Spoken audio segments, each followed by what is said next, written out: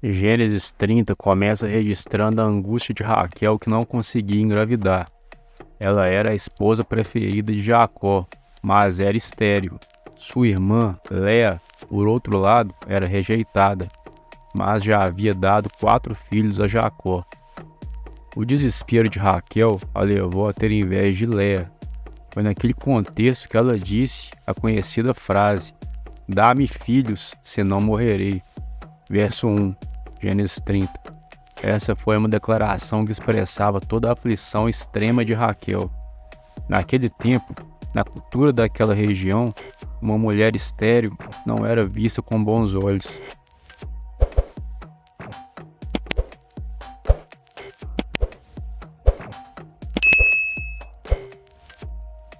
Diante do pedido de Raquel, Jacó ficou irado. Ele disse: "Estou eu no lugar de Deus que te pediu o fruto de teu ventre?" Jacó, de fato, indica conhecer a soberania de Deus. Ele sabia, por experiência na própria família, que é Deus quem poderia abrir e fechar o ventre de uma mulher. Mas, ao falar isto com a esposa, Jacó agiu diferente de seu pai Isaque. Por sinal, tinha uma esposa estéril também. A mãe de Jacó, Rebeca, também havia passado longos anos de esterilidade antes que pudesse conceber os gêmeos. Contudo, diferentemente de Jacó, Isaque intercedeu a Deus por sua família. Gênesis 25, verso 21. Jacó, naquela ocasião, se isentou dessa responsabilidade e não agiu corretamente como líder espiritual de sua casa. Depois da resposta de Jacó, Raquel sugeriu o que Sara sugeriu a Abraão. Gênesis 16, verso 2, que ela estava disposta a se tornar uma mãe vicária, por meio de sua serva ter um filho com Jacó. Raquel, portanto, pediu a Jacó para ter relações com Bilhá. A frase "para que tenha filhos sobre os meus joelhos e eu assim receba filhos por ela." Raquel quer dizer que ela reconhecerá e adotará como seus os filhos de sua serva Bilhá. Conhecemos mais acerca deste contexto e linguagem em Gênesis 50, verso 23 e Jó, capítulo 3, verso 12. A criança recebida sobre os joelhos da mãe adotiva era considerada aceita na família. As palavras guardam o traço de uma cerimônia primitiva de legitimação e adoção. A preferência de Jacó por Raquel e o fato de Léa ser a esposa fértil intensificou uma disputa ridícula entre as duas mulheres. Jacó atendeu ao pedido de Raquel e se deitou com Bilhá. Então a serva de Raquel deu à luz um filho de Jacó, que foi chamado por Raquel de Dan. Este é um nome hebraico e tem o significado de juiz ou julgar, conectado diretamente ao pensamento de Raquel, no verso 6, em que ela disse: "Julgou-me Deus, e também ouviu a minha voz, e me deu um filho." Depois, Bilhá ainda deu à luz a outro filho, que foi chamado por Raquel de Naftali. Este é um nome hebraico que tem o significado de luta, conectado diretamente ao pensamento de Raquel no verso 8, em que ela disse: "Lutando com Deus, para me igualar, lutei com minha irmã. Também venci." Léa percebeu que não estava mais engravidando, ficou com inveja e também recorreu ao mesmo recurso usado por Raquel para poder dar outros filhos a Jacó. Gênesis 30, verso 9. Assim, através de Zilpá, Jacó foi pai de outros 2 filhos assim chamados por Léa, Gade e Asher. Gênesis 30, versos 11 ao 13. Gade, no hebraico, significa sorte, aludindo ao que disse Léa no verso 11. Que sorte! Se referindo ao nascimento da criança. Mas sorte é um conceito bíblico?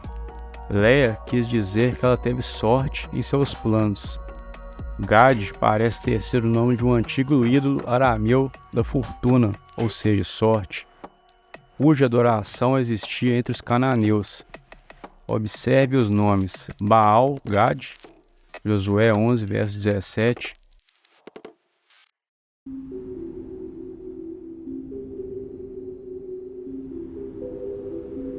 Migdal-Gad, Josué 15, verso 37.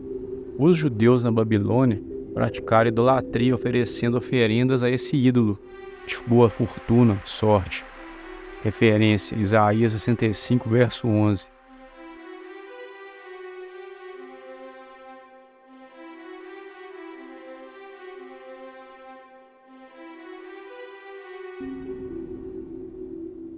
Alguns também supõem que esse ídolo também represente o planeta Júpiter. Independente de qualquer coisa, vemos o tal conceito no meio da idolatria explicitamente. Não há como botar pano. Mas como entender isso? Simples, Lavã era idólatra. Gênesis 31, verso 19. Então, obviamente, passou esse tipo de educação para sua filha, Léa. Já Asher significa feliz ou felicidade. Léa deu esse nome a ele depois que Zilpá deu à luz. E ela disse: para minha felicidade, porque as filhas, mulheres daquele local, me terão por feliz. A disputa entre as duas irmãs ficou ainda mais clara no episódio envolvendo as mandrágoras que Rúben encontrou. A mandrágora era, e ainda é, em algumas partes do Oriente Médio, considerada como afrodisíaco e como capaz de aumentar a fertilidade humana ou a ajudar na concepção. Raquel, no desespero de sua esterilidade, desejou ficar com as mandrágoras a todo custo.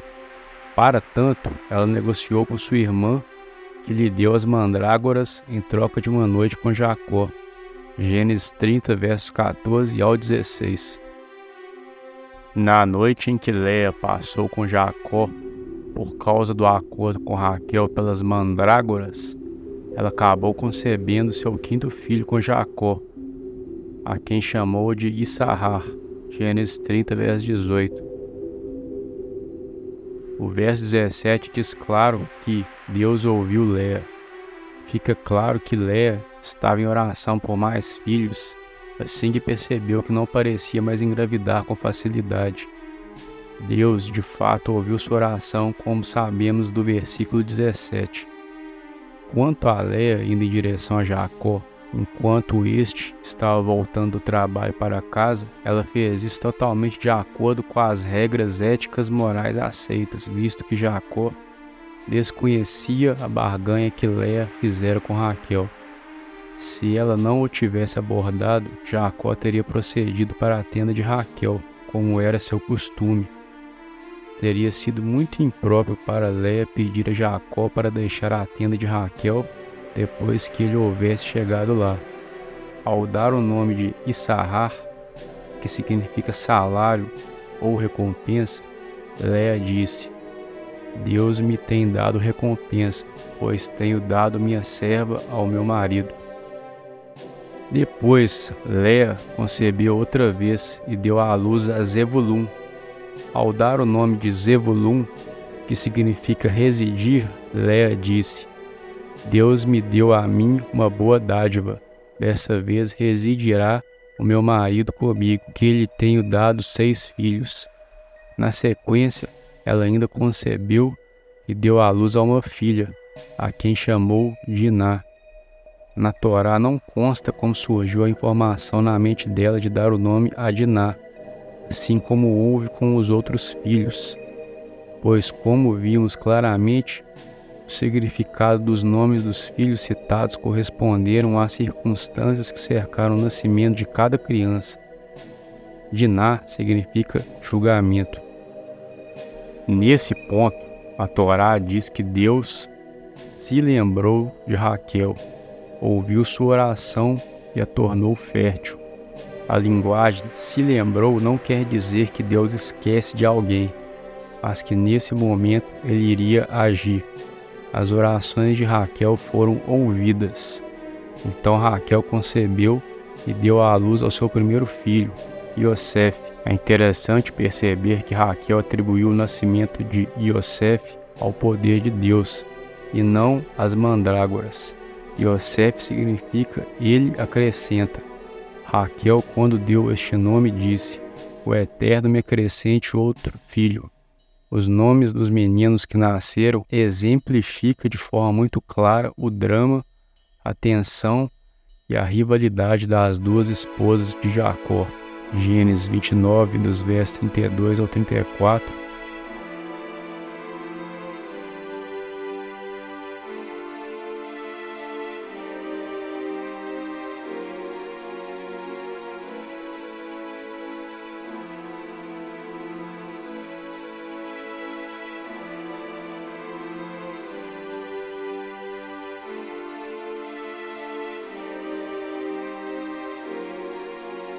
Gênesis 30, verso 6.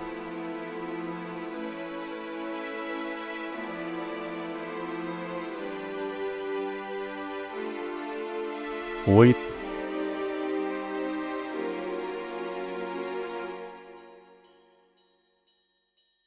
11,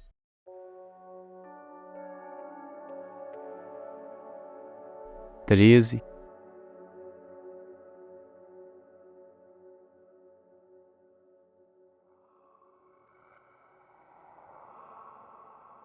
18,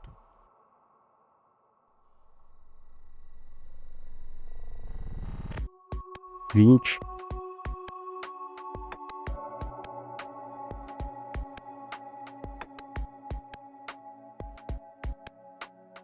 23 e 24.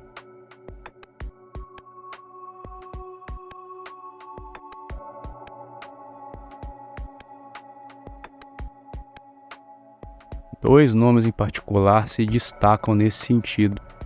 Naftali, fazendo a alusão à competição ridícula das irmãs. Gênesis 30, verso 8. E 2. Zebulun, que significa residir. Uma expressão de esperança de Léa de que finalmente Jacó poderia morar definitivamente com ela. Gênesis 30, verso 20. Naquele tempo, geralmente as esposas de um homem moravam em tendas ou casas separadas.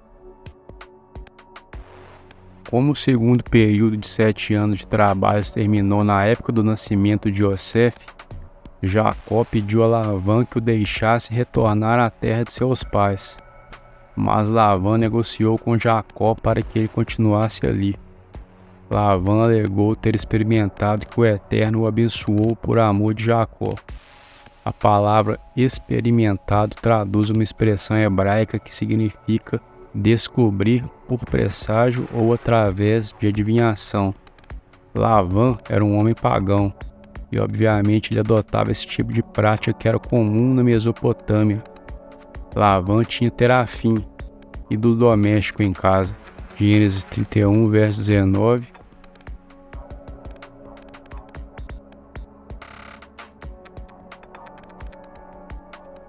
Verso 30 e verso 34.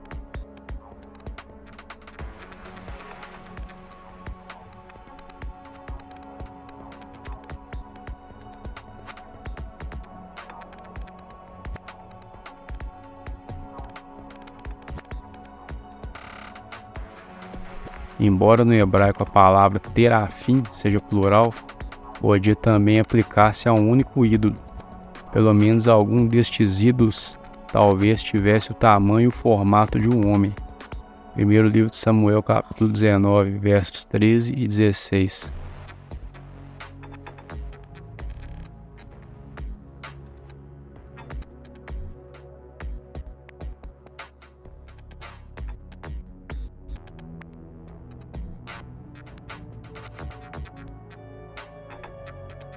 Outros devem ter sido muito menores, a ponto de poderem ser colocados dentro da sela de um camelo. Gênesis 31, verso 34.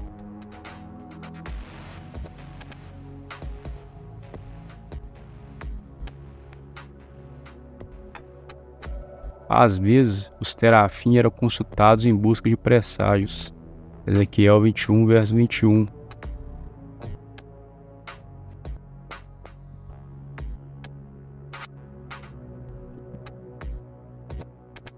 Zacarias 10, verso 2. o que parece ser o caso desse episódio.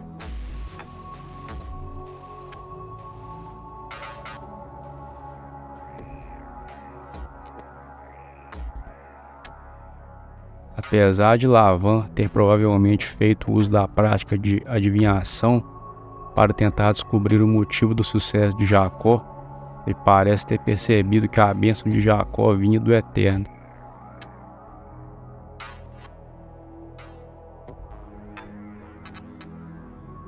Pois, como diz as Escrituras, adivinhações são ilusão, que os terafim dizem mentiras e os adivinhos têm visão enganosa, e contam sonhos falsos, com vaidade consolam, por isso seguem o seu caminho como ovelhas, estão aflitos, porque não há pastor. Zacarias 10, verso 2. O que fica claro é que por sua associação com Jacó, Lavan também foi abençoado.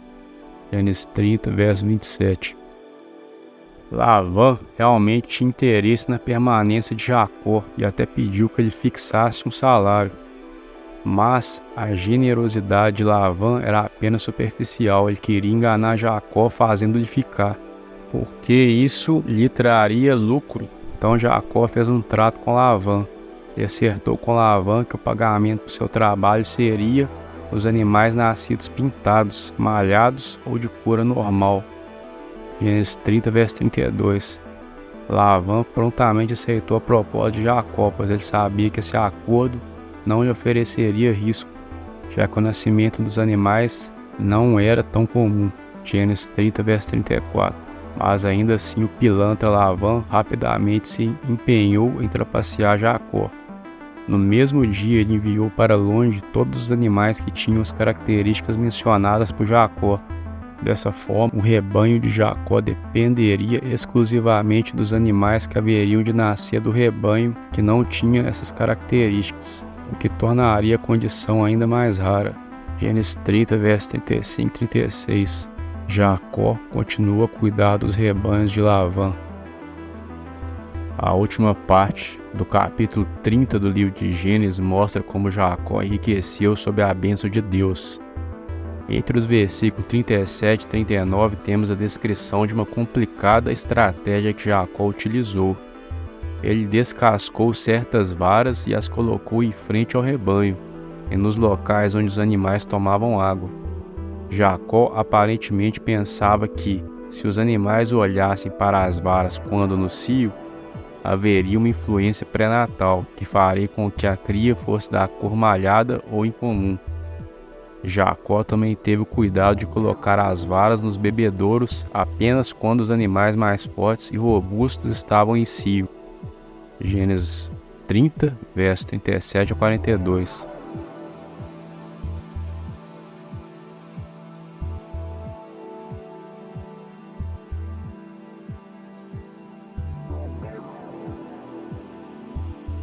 Com que resultado? As crias com marcas ou de cor incomum e que, por conseguinte, eram salário de Jacó, mostraram ser mais numerosas do que as de cor uniforme, normal, que seriam de Lavan. Visto que o resultado desejado foi conseguido, Jacó provavelmente imaginava que o responsável por isso era seu estratagema com as varas listradas. Nesse particular, ele provavelmente comungava da mesma concepção errônea, comum a muitas pessoas, que tais coisas podem influir na prole. No entanto, num sonho, seu Criador o instruiu a pensar de outra forma. Nesse sonho, Jacó veio a saber que certos princípios genéticos, e não as varas, eram responsáveis pelo seu êxito, ao passo que Jacó cuidava apenas dos animais de cor uniforme. A visão, todavia, lhe revelou que os cabritos eram pintados, malhados ou de cor anormal. Como poderia isso acontecer? Pelo que parece, eram híbridos, embora tivessem cor uniforme, sendo o resultado de cruzamentos feitos no rebanho de Lavan antes de Jacó começar a ser pago. Assim, determinados animais dentre estes traziam nas suas células reprodutoras os fatores hereditários que resultariam em futuras gerações malhadas e pintadas, segundo as leis da hereditariedade descobertas por Gregório Mendel no século XIX. Nos 6 anos em que Jacó trabalhou sob este arranjo, o Eterno o abençoou e o fez prosperar imensamente, aumentando não só os rebanhos dele, mas também o número de seus servos, de seus camelos e de seus jumentos. E isto, apesar de Lavã continuar a mudar o salário em que haviam concordado 10 vezes.